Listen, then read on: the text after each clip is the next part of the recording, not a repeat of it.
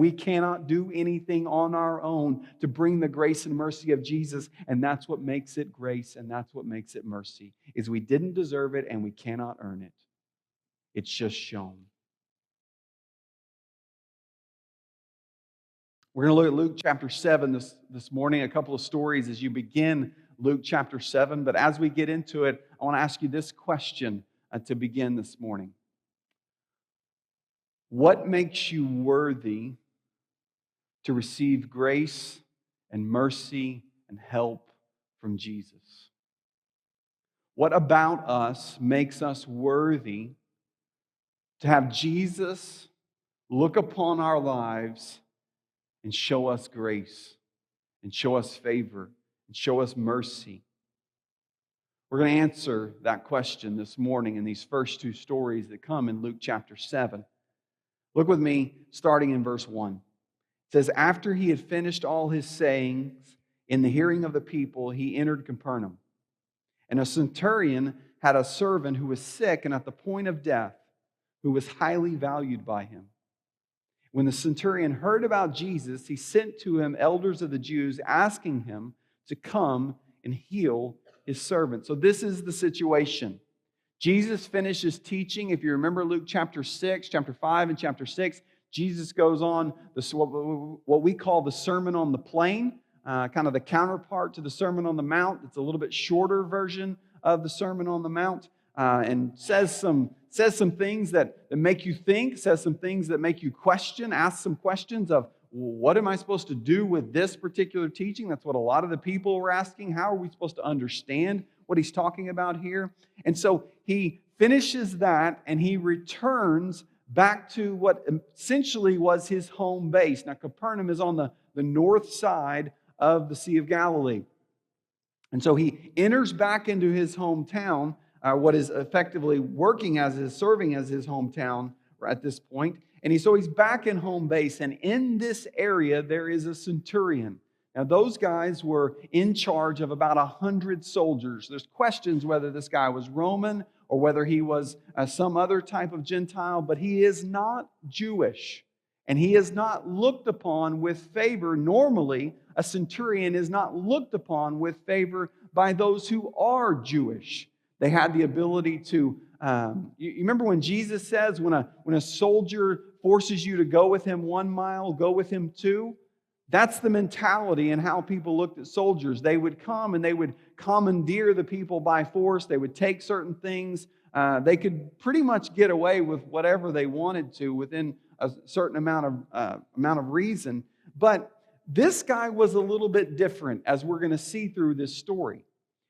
And we see he's even different here in verse 2 when it says he has this servant, and this servant is highly valued by him.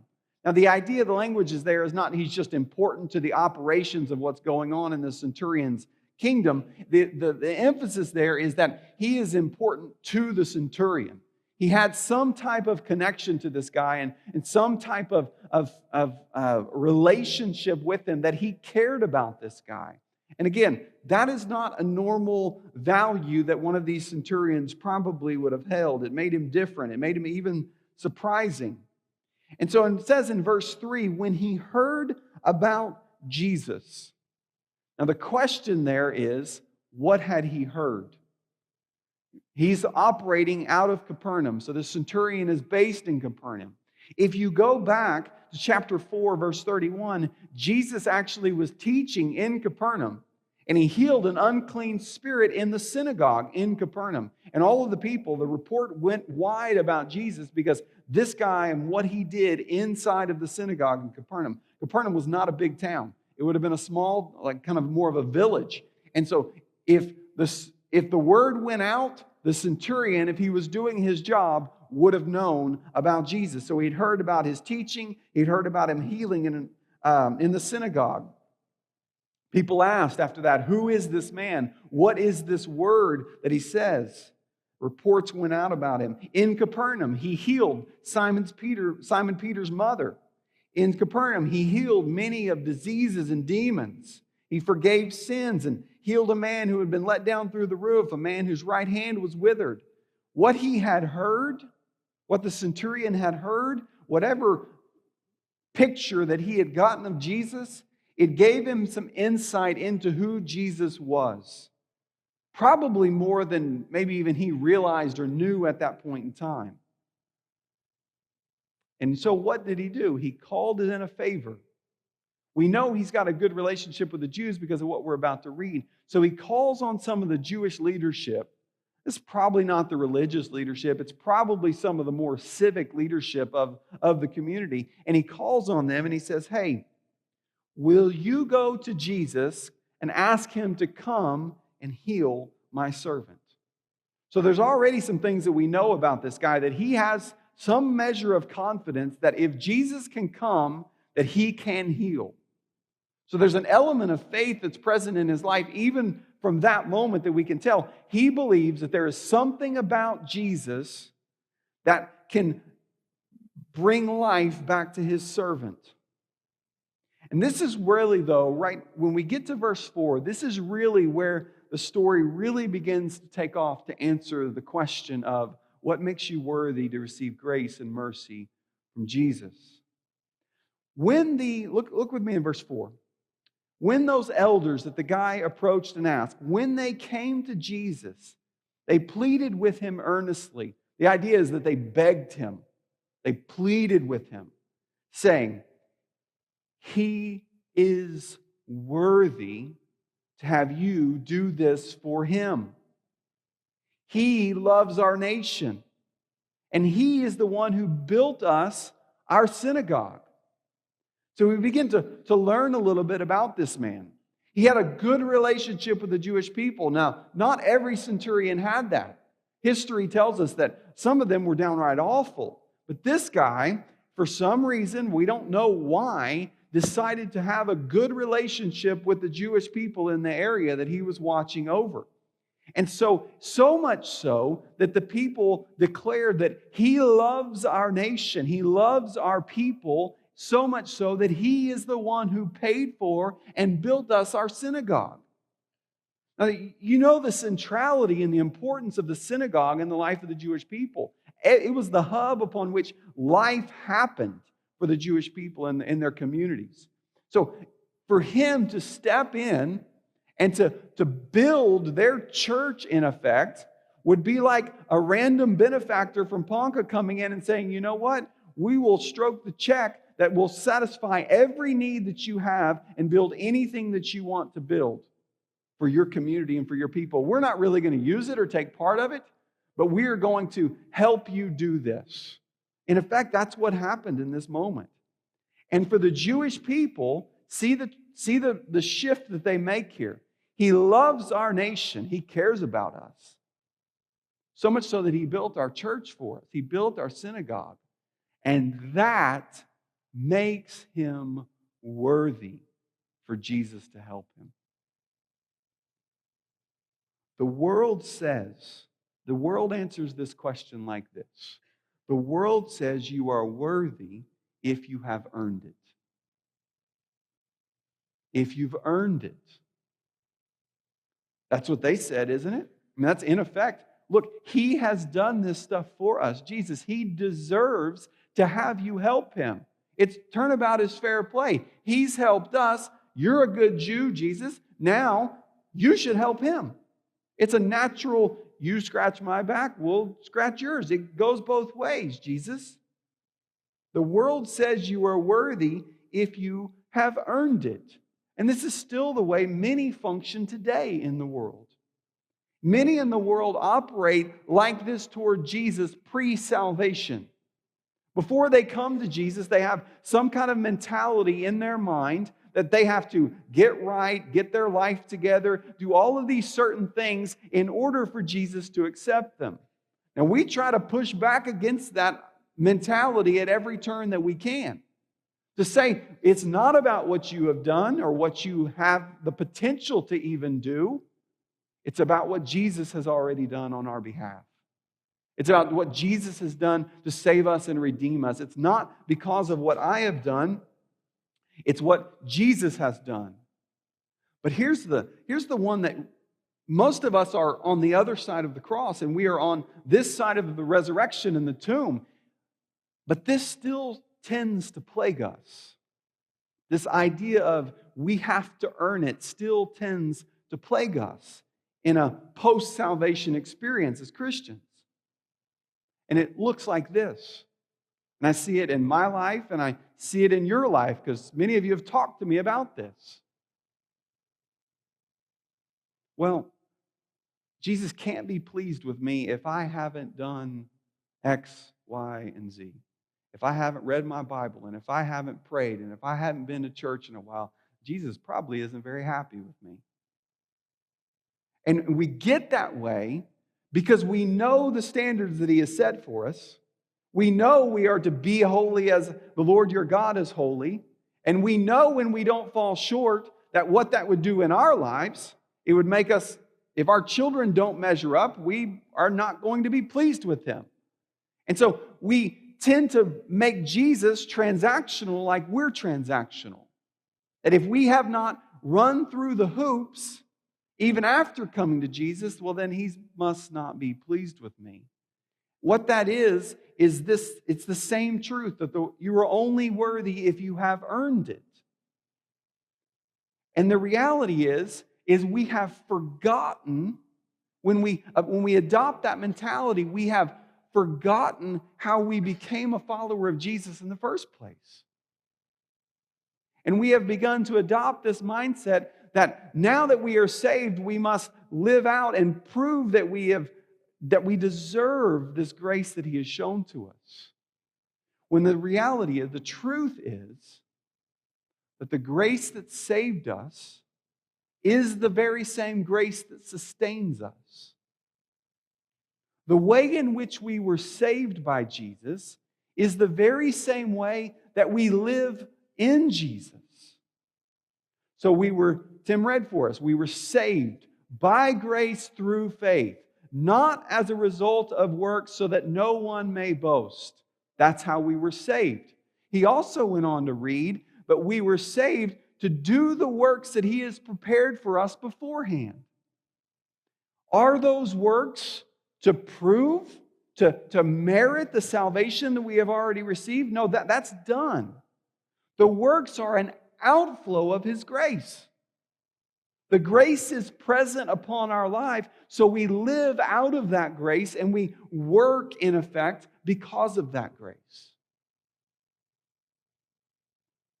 The world says you're worthy if you have earned it. And that's how the world operates, and that's what you would expect, because that's how the world lives, in this transaction-based relationship with the Father. But the beauty of the gospel is the transaction has been made, and it wasn't us that made it. The debt has been paid. It has been earned, but not by you. So the truth now is we don't do it, we trust it. We believe in it. We walk in faith by it. We don't operate how the world operates. We operate by the way of Christ. And the way of Christ is He has earned it. We trust Him. In verse 6, Jesus goes with the people. Look at it with me. Jesus went with them. He wasn't far from the house. And when He was not far from the house, the centurion sent friends saying to Jesus and the crowd that was with him, Lord, do not trouble yourself, for I am not worthy to have you come under my roof. Therefore, I did not presume to come to you, but say the word and let my servant be healed. For I too am a man set under authority with soldiers under me, and I say to one, go, and he goes. And I say to another, come, and he comes. And to my servant, do this, and he does it. When Jesus heard these things, He marveled at him and turned to the crowd that was followed him and said, I tell you, not even in Israel have I found such faith. We don't know exactly why Jesus responded to the elders' plea. We know maybe He just was curious. Maybe He truly saw the compassion and wanted to help. But the journey takes a turn when the centurion sends a message to Jesus. And the language that he uses is really quite striking. What does he say first? He doesn't call him teacher. He doesn't say, hey, itinerant teacher and preacher. What does he say? He says, Lord. And that's not the name of God that you see translated. It's the more local term of, but it's a term you would use to someone who is superior to you. It's a term that would say, I am putting myself in position under you. He says, Lord, don't trouble yourself. Don't worry about coming to me. I'm not worthy to have you come under my roof. And we don't know why he sent the Jewish elders and then he sends this group afterwards. We don't know that. Maybe he was convicted, but we don't know the answer to that question. We do know his approach versus what the elders said about him. What did they say? He is worthy because of what he's done. What does he say? I am not worthy to even have you come under my roof, much less heal my servant for me. He says, I didn't come. In verse 7, he tells us, I didn't even presume. And the reason I didn't come and I sent somebody else was because I'm not worthy. I'm not fitting. I haven't done the right things. I don't count to even be in your presence. What does he know and see and recognize? He recognizes that he is Lord. It says what he had heard, whatever he had heard had made Jesus in a higher position of authority than even he was as a centurion and leader of soldiers. In fact, that's what he says in verse 8. He says, I understand authority. I have it. I recognize it. I use it every day. And the implication of him knowing what authority is means that he knows that Jesus has it over him. That's why he says in verse 7, just say the word. You don't have to be here. I've heard about you. Do you remember when Jesus healed the man in the synagogue? The people said, what is this word that even the demons will obey him? Even the unclean spirits will respond to him. And so whatever he had heard, he understood that Jesus had an authority over things in this world that he did not possess. And that made Jesus rank higher than him. And so he says, I am not worthy. All you have to do is say the word, and my servant will be healed. In verse 9, it tells us that Jesus marveled at his response. Jesus was blown away by this man's approach. He says, not even in Israel. And the people who should know me and the people who should recognize me, they don't even get this. But this Gentile, that's the implication here, that it's a Gentile who is recognizing who Jesus is. Not even in Israel have I found this kind of faith. In verse 10 tells us that at some point Jesus said the word, and the servant was healed. You know, it's strange in this first story, the miracle of the servant being healed is just kind of a sidebar. It's not really even the point. The point is, it's about the faith of a Gentile.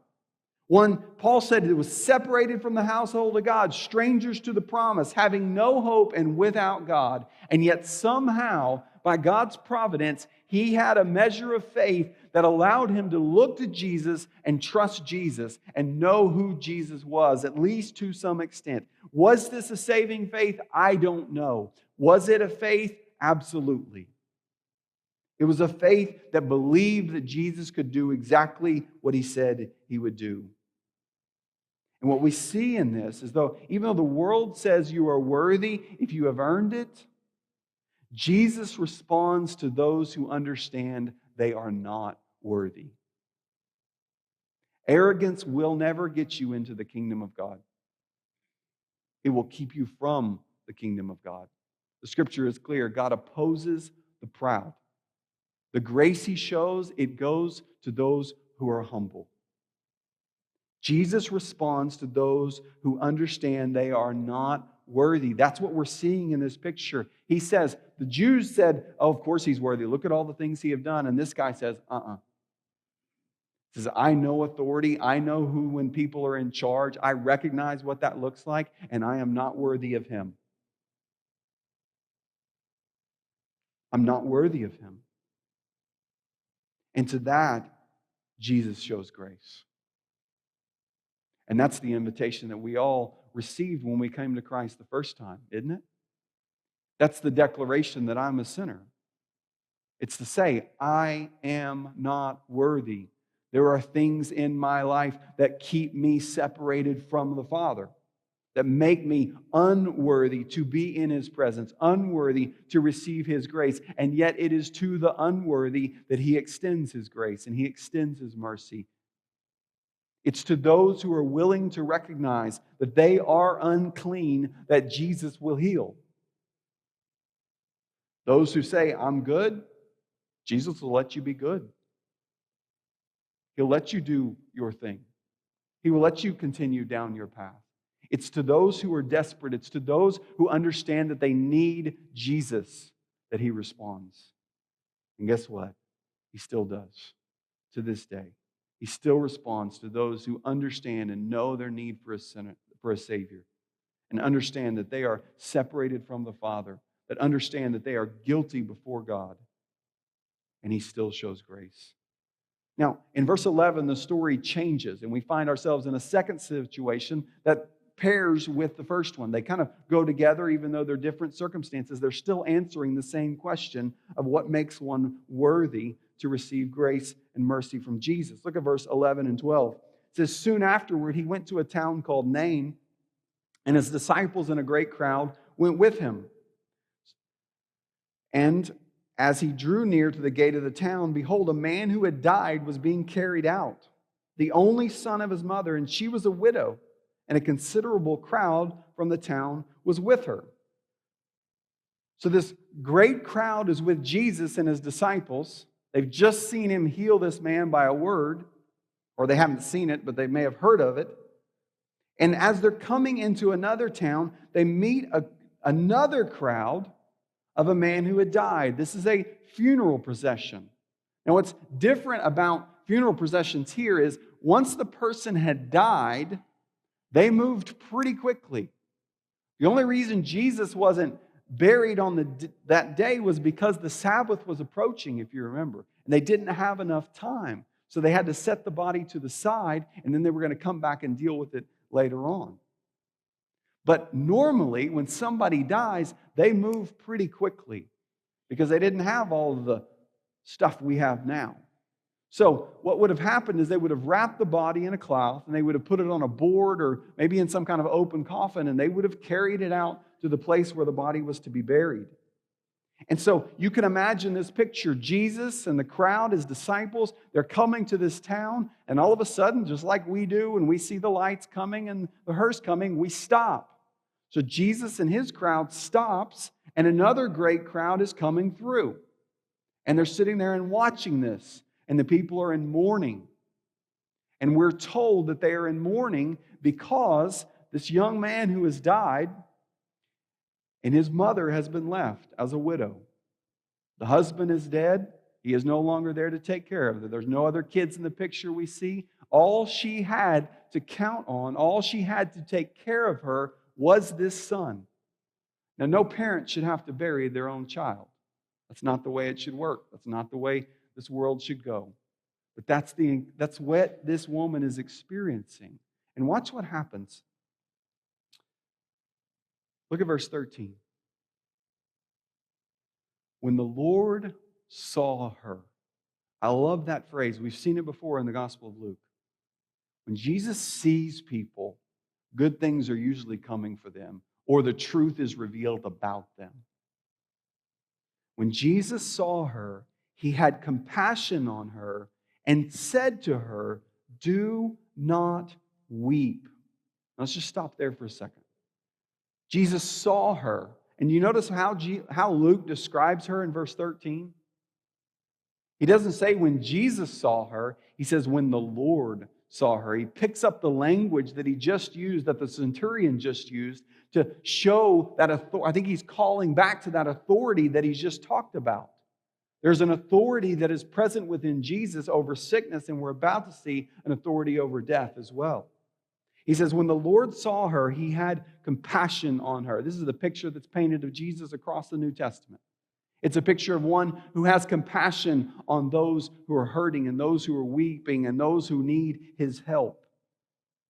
And he tells her, do not weep. Now, I've tried that. It usually doesn't go very well for me. When certain people in my family are crying, and I tell them, why don't you stop that? Don't weep. I get that look, and I remove myself from the premises.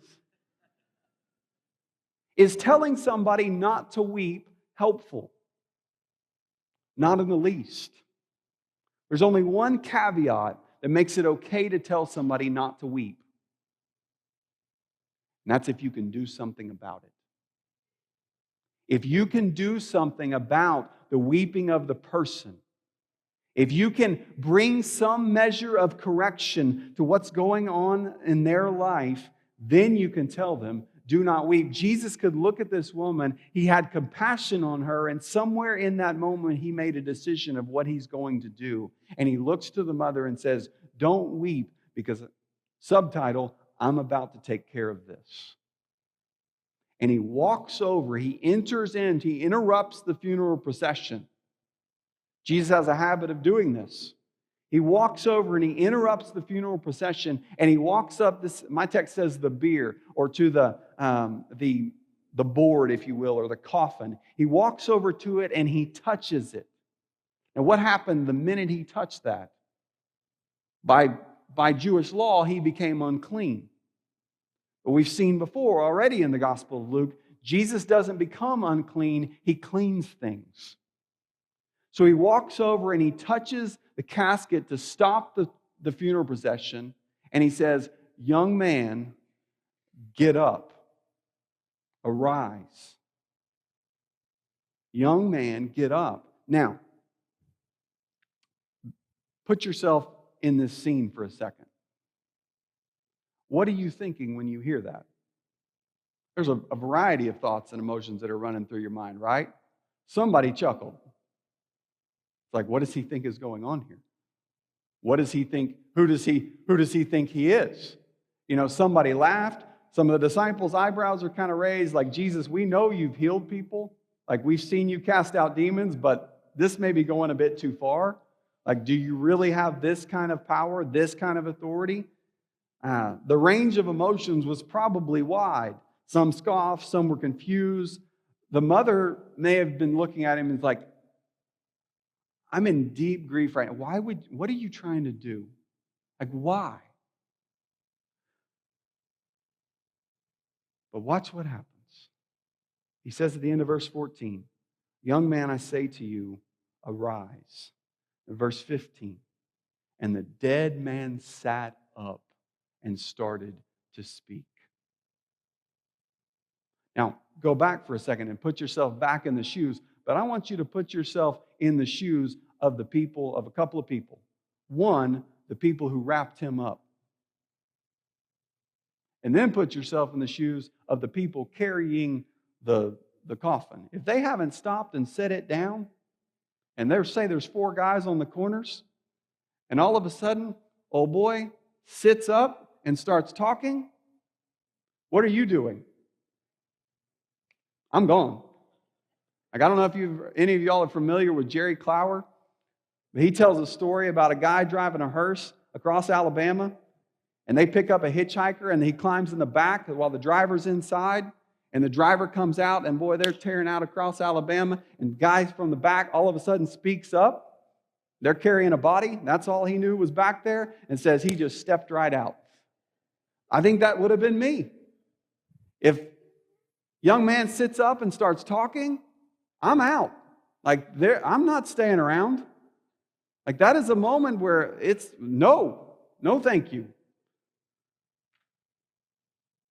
But watch what happens. I love how Luke narrates this picture. The dead man sat up and began to speak. We have no idea what he says, but watch what happens right there at the end of verse 15. Jesus gave him to his mother. Now, the natural implication of the text would have been he would have went home with his mom.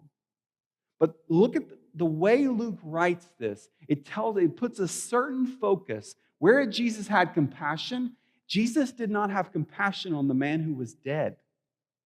He had compassion on the mother who was by herself and left and had no one to help her anymore.